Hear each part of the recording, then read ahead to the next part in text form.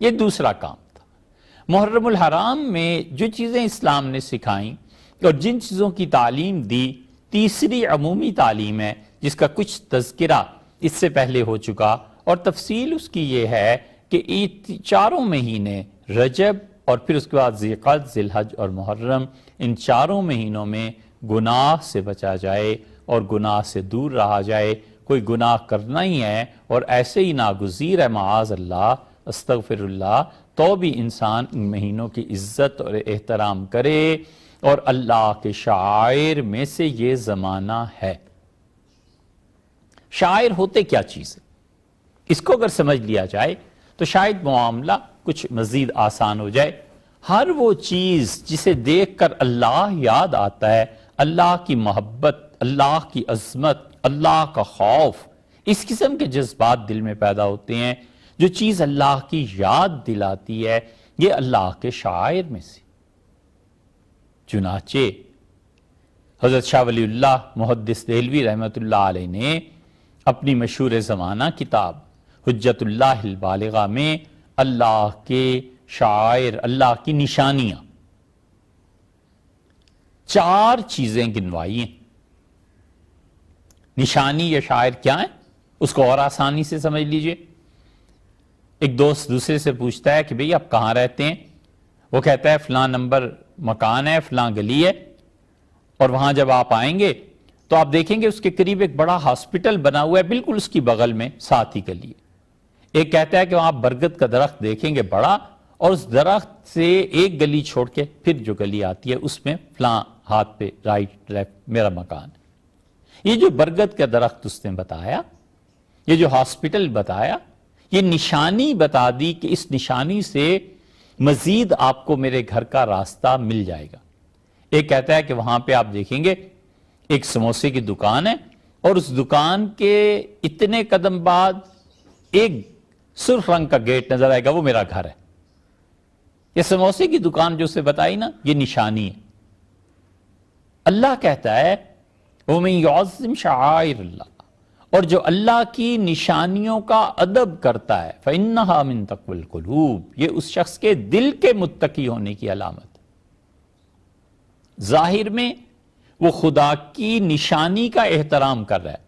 اللہ نے کہا مجھے ڈھونڈنا ہے، میرے پاس پہنچنے کی ایک نشانی ہے، بیت اللہ میری ایک نشانی ہے، یہاں آؤ گے تمہیں میرے تک پہنچنا آسان ہو جائے گا۔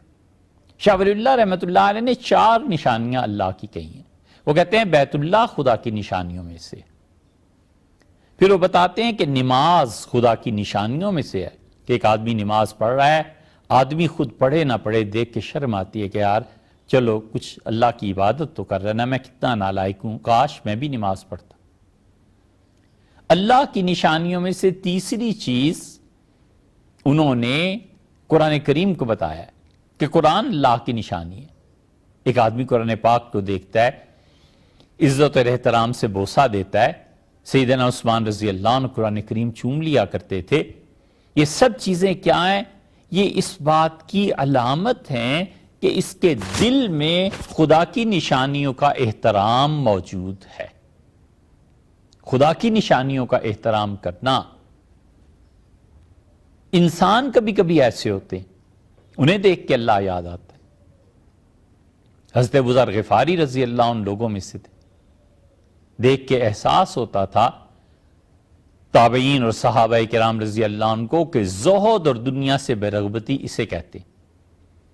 وقی رحمت اللہ علیہ بہت بڑے اکابر تابعین میں سے تھے رحمت اللہ علیہ، وہ کہتے تھے امیر المومنین سیدنا علی رضی اللہ عنہ کا چہرہ یہ اللہ کے شاعر میں سے، اللہ کی نشانیوں میں سے ہے۔ امیر المومنین کا چہرہ دیکھ کے خدا یاد آتا ہے، یعنی ان کے چہرے سے اتنا نور، اتنی تواضع، عاجزی ٹپکتی تھی کہ دیکھ کے اندازہ ہو جاتا تھا کہ امیر المومنین رضی اللہ عنہ خدا کے کتنے نیک، کتنے اچھے بندے۔ لوگ سیدنا عمر رضی اللہ عنہ کو دیکھ کے گناہ تو درکنار، ہمت نہیں ہوتی تھی، جرت نہیں ہوتی تھی کہ کوئی ادب اور احترام کے خلاف بات کر گزریں۔ امیر المومنین رضی اللہ عنہ کو دیکھ کے اسلام کا ادب اور احترام ذہن میں آتا تھا۔ غالباً عمر ابن میمون عودی ہیں، تابعین میں سے ہیں، بلکہ عمر ابن میمون عودی غالباً ان کے حالات میں مل جائے گا۔ حافظ ذہبی رحمۃ اللہ علیہ وغیرہ نے لکھا ہے کہ وہ کہتے تھے میں مدینہ منورہ رہنے کے باوجود میری ہمت نہیں تھی کہ میں امیر المومنین سیدنا عمر رضی اللہ عنہ کے پیچھے پہلی صف میں نماز میں کھڑا ہو جاتا۔ ان کا اتنا روب، دبدبا اور جلال تھا کہ انہیں دیکھ کر ہیبت طاری ہو جاتی تھی۔ یہ سب چیزیں اللہ کا خوف، اللہ کی محبت، یہ چیزیں یاد دلاتی ہیں۔ تو یہ جو چاروں مہینے ہیں، ذی القعدہ، ذی الحج، محرم اور اس سے پہلے رجب، ان چاروں مہینوں کو اگر آدمی سوچتا رہے کہ اللہ کے شعائر میں سے ہیں، اللہ کی نشانیوں میں سے ہیں، اللہ نے فرمایا فلا تظلموا، اور اس میں اپنی جانوں پر ظلم نہ کرنا، تو بڑی حد تک انسان کی اصلاح ہوتی ہے کہ اگر کوئی گناہ بھی ہے تو اسے ٹلا دیتا ہے کہ یہ مہینے اللہ کی یاد دلاتے ہیں۔ ان چاروں مہینوں میں خدا کی رحمتیں زیادہ نازل ہوتی ہیں، بجائے اس کے کہ میں اللہ کی رحمت سے استفادہ کروں، میں ان میں اللہ کی نافرمانی کر رہوں، تو بہت ہی بری بات ہے، بہت نالائکی کی بات ہے۔ تو اس لیے اللہ نے ان 4 مہینوں کے احترام کا حکم دیا۔